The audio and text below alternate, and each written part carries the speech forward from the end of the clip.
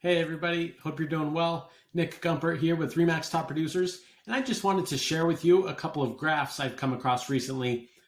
Because one thing I know for sure is that the media makes money by selling titles and headlines. And with that being said, they don't always tell the whole story.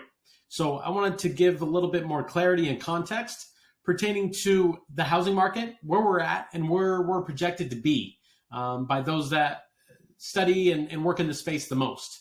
So I think one of the biggest mistakes I'm trying to help my clients and those that I work with is the sense of regret and the idea that they look back on things 5, 10 years from now and say, God, if I had only known what I had known, I wouldn't have made the same decisions. So I share these next two graphs with you because one of two conversations will have been had 5 years from now.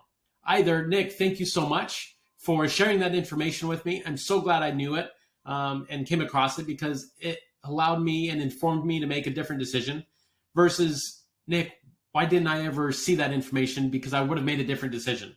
So with that being said, here's the first one I wanted to show you.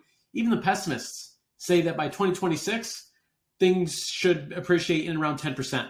And the optimists say just under 50%. And then there gives you the median, the average, right? That's maybe it's somewhere in between.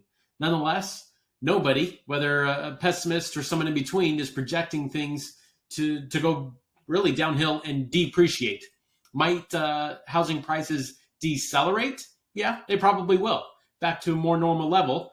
And this graph, which is created by those that work in the field on a daily basis and month after month and see the trends and see what foundation we have in our housing market. This is what they're projecting in terms of percentages year to year through 2026.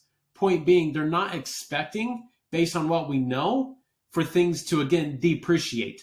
Will things decelerate and slow down? Will appreciation slow down based on what we've seen recently for the last 2 and 3 years? It's realistic to think yes.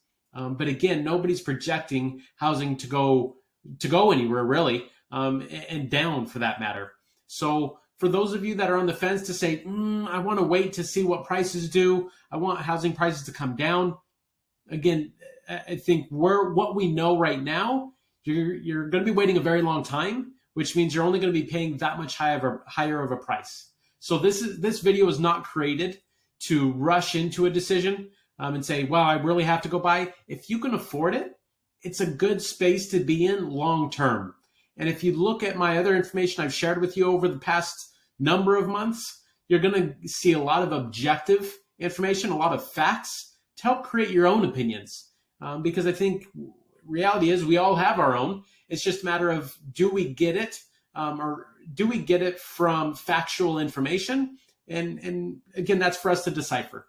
Nonetheless, I wanted to share this information with you because I really don't want to have that second conversation to say, Nick, why didn't you show me numbers and the opportunities that could have been there for me? So I hope this gives you at least an idea of where the experts are projecting and expecting the housing market to go. And if you have any questions, feel free to reach out at your convenience. My name is Nick Gumpert with Remax Top Producers. Hopefully we'll talk soon.